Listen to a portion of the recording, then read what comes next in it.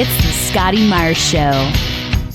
Hey, how's it going this week? Welcome to the show. I'm your host, Scotty Myers. Right off the bat, I would like to thank everybody. We continue to get more ratings and reviews, which in turn leads to more listeners, just because it pushes us up those kind of search bars and stuff like that. So thanks so much for all that, and welcome to all the new listeners on board. Hopefully you stick with us and enjoy the show.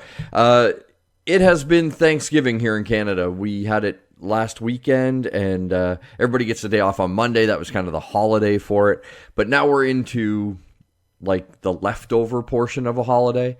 And this happens every holiday, and I'm not complaining about it by any stretch of the imagination. But even this year, like normally my wife and I will go to my mother's on Thanksgiving, and she makes a bizarre amount of food for 3 people.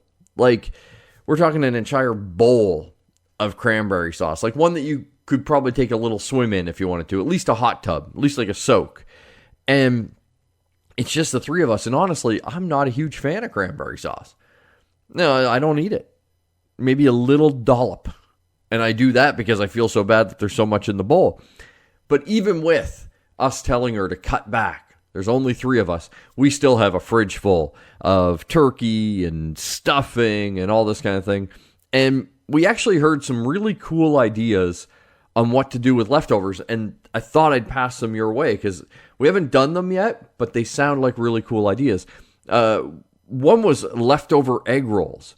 So you just take the egg roll wrap, put the turkey, the stuffing, whatever else you like in there, cranberry, whatever else, roll it up in the egg roll, fry it up, and then you have a leftover egg roll, which sounded really good. And then also leftover burritos, similar to the egg roll, wrap it up in the burrito thing and just eat it that way. I like both of those ideas. We haven't done either of them yet. Partly because we're a little lazy, partly because we can't find the egg roll wraps. We looked in a couple, we couldn't find them, but we're still holding out some hope that we can find those. I don't think there's going to be a lot of leftovers left in a lot of places because we're on the year anniversary of legalized marijuana in Canada. And to celebrate that anniversary, because, an anniversary like that, you have to have a party, the Canadian government is legalizing edibles.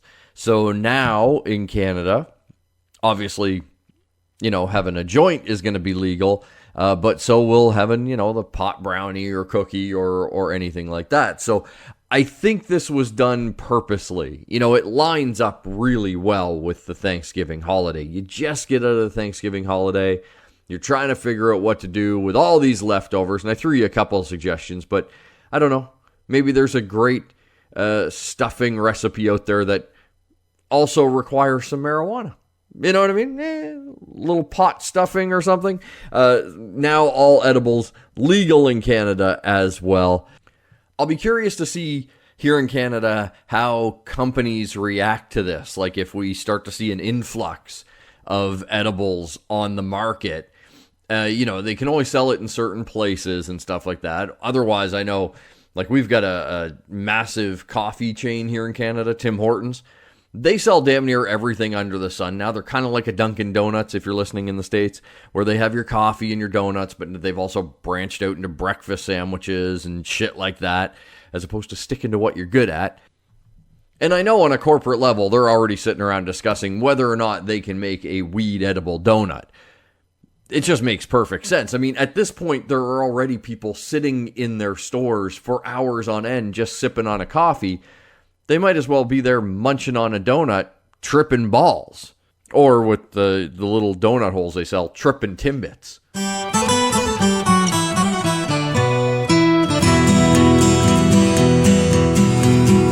We're baked in Nova Scotia, so have another toke. We'll puff and pass that doobie. Things move slower here, it's because we're mellowed out. Someday soon we can smoke it legally.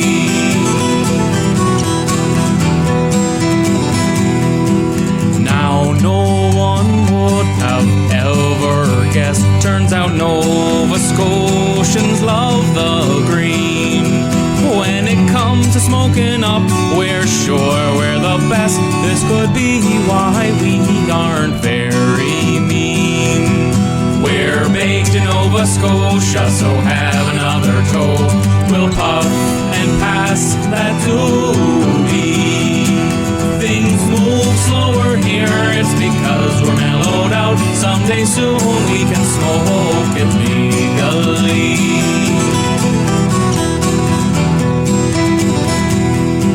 From the darkness of Yarmouth to North Sydney, it's not the fog, it's just the haze. Late night donairs will crush the munchies. No, we haven't any doctors, so we have to blaze. We're baked in Nova Scotia, so have another toe. We'll puff and pass that doobie. Things move slower here, it's because we're mellowed out. Someday soon we can smoke it legally. We're baked in Nova Scotia, so have another toe. We'll puff and pass that doobie. Things move slower here, it's because we're mellowed out. So let's burn another spliff and stare out at the sea.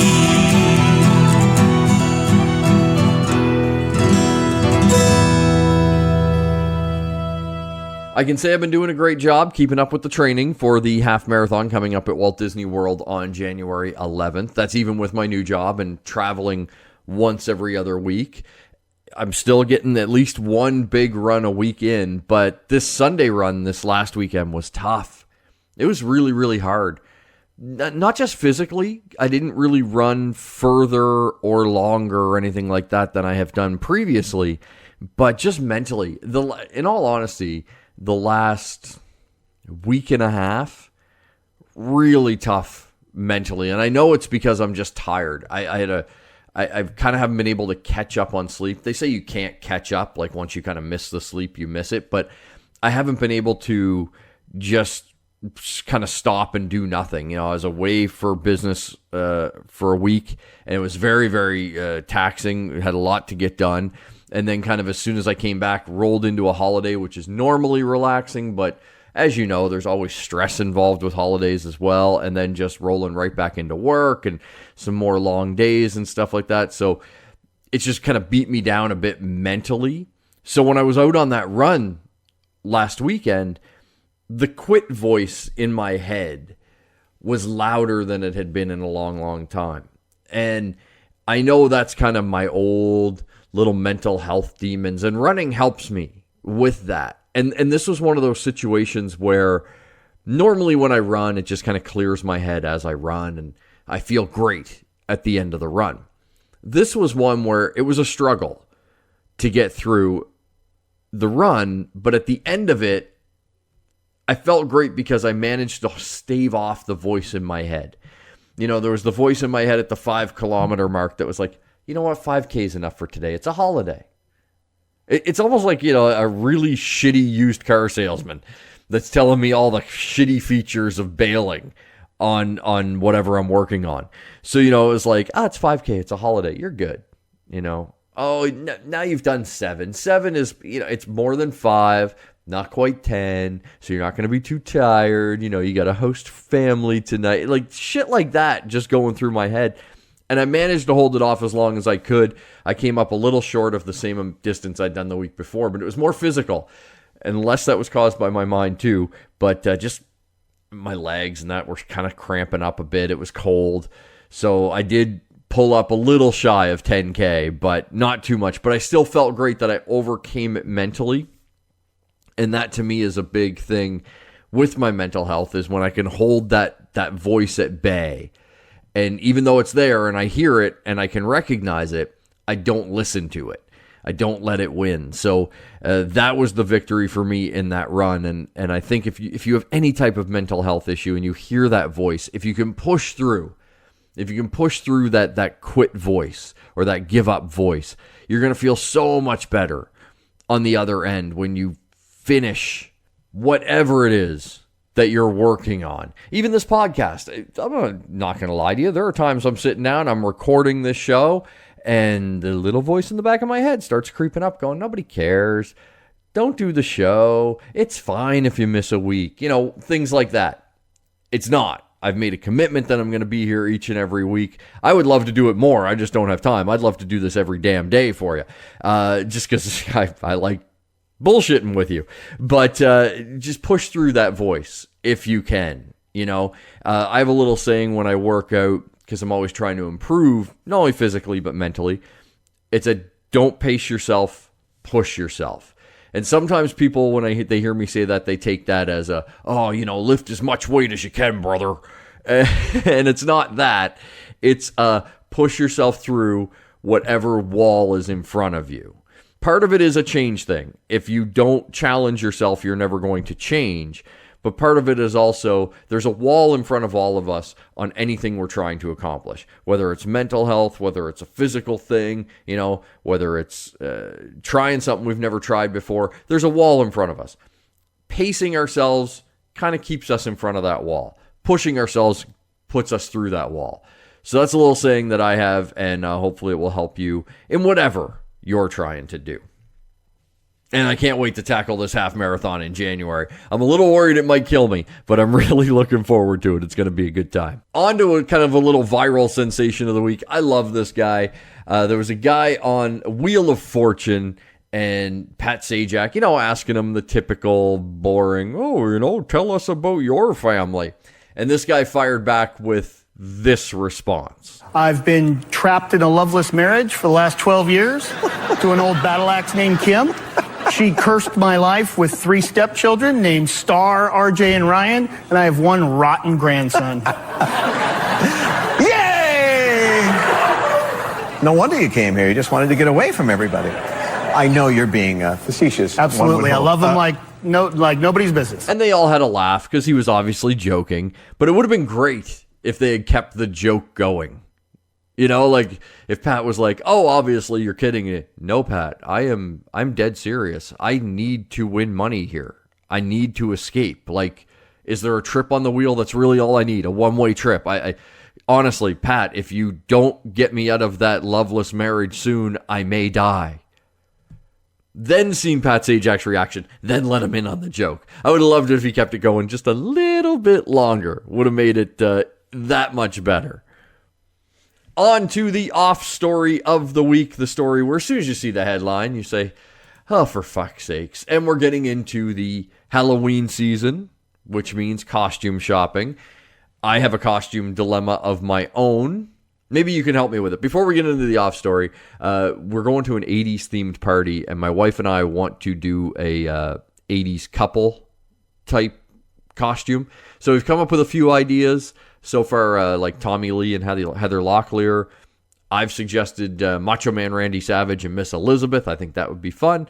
Those are a couple that we've thrown out there. If you have any great 80s couples suggestions for us, please pass them our way. The Scotty Mars Show on Instagram and Facebook, at Scotty Mars on Twitter. I'll use all the help I can get. So this off story deals with Halloween costumes. Now, when you are answering your door Halloween night and greeting all the trick-or-treaters, you're going to see a lot of characters from Toy Story. It's a huge franchise and great movies, and kids love the characters from Toy Story. You got Buzz Lightyear, Woody, the vending machine aliens. I don't think you'll see many kids going to Slinky Dog, but Slinky Dog was great. You'll probably see some Little Bo Peeps this year, maybe even a few Forkies. Anyway, great movies, great costumes. Glad the kids love them. However, the online store Fashion Nova has just rolled out sexy Toy Story costumes, which are just kind of like lingerie versions of popular Toy Story characters. And I kind of look at these and I go, are these really necessary? I'm not saying that nobody shouldn't have fun or anything like that. And trust me, anybody that knows me knows I am not a prude. No problems with the lingerie. It's just, do we need sexy kids characters? It's like, wouldn't you feel weird if somebody showed up as sexy like Mr. Dress Up? That'd be wrong, right? That'd be like, sexy Mr. Rogers. Sexy Captain Kangaroo. I don't even think that's possible, but still, you know what I'm saying. Wrong. So yeah, they're out there now. If you really want to be a lady that shows up in a sexy Toy Story costume, you can get the vending machine aliens are on there, Buzz Lightyear, like all the popular characters. They'll run you about $70 US, which isn't too terrible. But we can definitely say that these sexy Toy Story costumes are definitely designed to give you a Woody. But seeing that they made sexy Toy Story costumes made me say, offs. On to the geek news of the week, and we'll start with casting news that came out of nowhere. Like, I thought they would have made a bigger deal about this, but they have announced that Zoe Kravitz will be playing Catwoman, Selena Kyle, in Matt Reeves' upcoming The Batman. She'll join Robert Pattinson, who is playing the Dark Knight. There's been lots of rumors of other casting news, like Jonah Hill being bandied back and forth as maybe the Riddler, maybe the Penguin. That we don't know. But just kind of seemed not a lot of fanfare. Kind of the same they did with Robert Pattinson, actually, which I think is a mistake. I think when you're casting these huge characters for a movie that potentially could be fantastic. I mean, they're saying they're going to focus on kind of a noir detective story, which is something we haven't really seen done with Batman on the big screen. I feel like these announcements should have been at least treated a little bit bigger, done at a Comic-Con, had Zoe Kravitz or Robert Pattinson come out on a panel or something like that. I love what DC's doing. Obviously, they're having a great success right now with Joker. I'm excited for Birds of Prey. I like the direction they're headed, but I just think they're missing creating more with these casting announcements for the Batman. Now, as far as Zoe Kravitz as Catwoman goes, I love this. I've seen Zoe Kravitz in a few things. I enjoy her work. I think she's a really good actress. I think she fits the role really well. Kind of age-wise, works really well with Robert Pattinson as Batman. So, love the casting.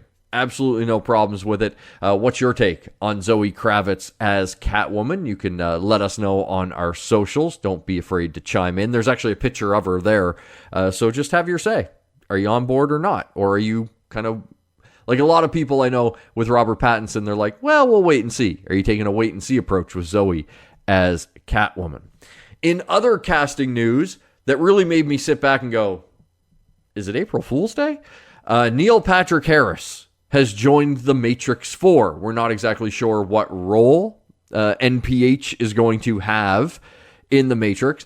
And when I say that it made me say April Fool's Day, I like Neil Patrick Harris. I think he's a very talented guy. He's one of the best things about the Harold and Kumar movies, how he's able to poke fun at himself in those films and stuff like that. And he seems like a good dude. But when I think of The Matrix, I don't think about Neil Patrick Harris. Just not a guy I would assume to be cast in that type of movie.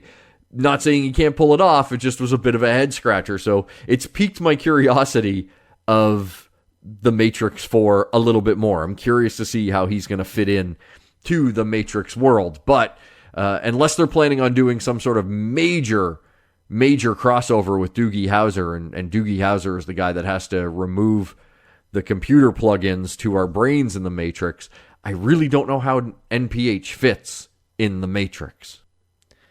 If you've ever had an argument with somebody over Star Wars terms and them saying Star Wars words aren't real words, you can now tell some of those people to go have a blue milk and shut the hell up, because the Oxford Dictionary has just included some Star Wars terms into the dictionary, which is very cool. So Jedi is now in there. Lightsaber is actually in there. Padawan made the list. The Force, if you use it with a capital F, is in there, as is Jedi mind trick or just mind trick. Those are the terms that the Oxford Dictionary have included. I think this means you can now play them in Scrabble. I think that's a good thing. So if you get stuck with a P and a D and a W and a few A's, Padawan is going to be your go-to. And also, this kind of puts some more legitimacy behind Star Wars. Not that it needed it, but they're now real words. I like this.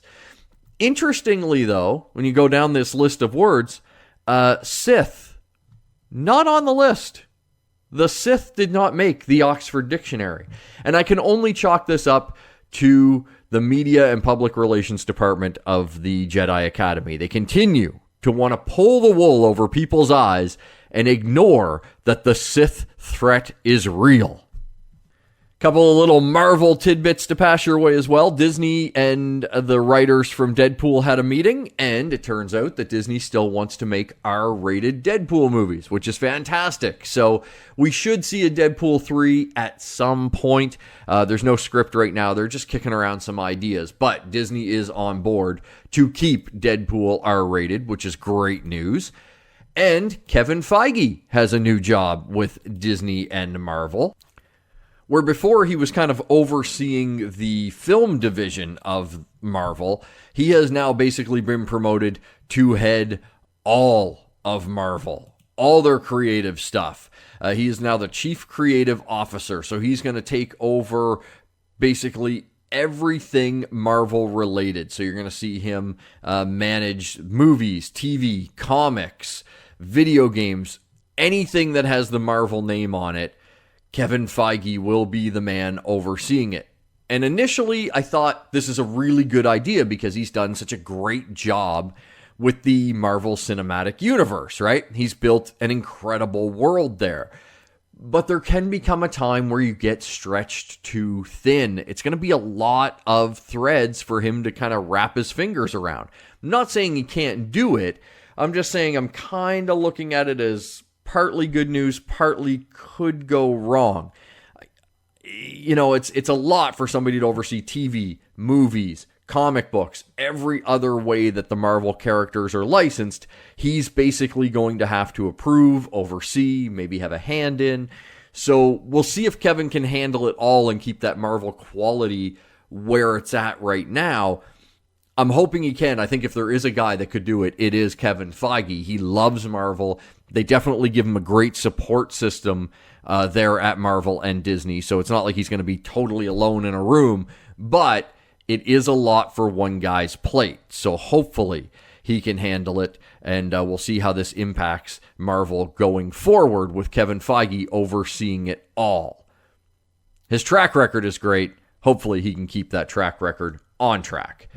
That will do it for this week. Thank you so much once again for tuning in. Don't forget to subscribe wherever you get your podcast entertainment and give us those ratings and reviews as well. Any questions, comments, anything like that, you can hit us up on social media at The Scotty Mars Show on Facebook and Instagram, at Scotty Mars on Twitter. If you have a question for me, anything like that, I will always get back to you. And don't forget, we stream on blasttheradio.com as well. If you haven't checked that out, great streaming internet radio service. We're there Thursday mornings at 8:30 Eastern Time. And until we chat again, have a great week.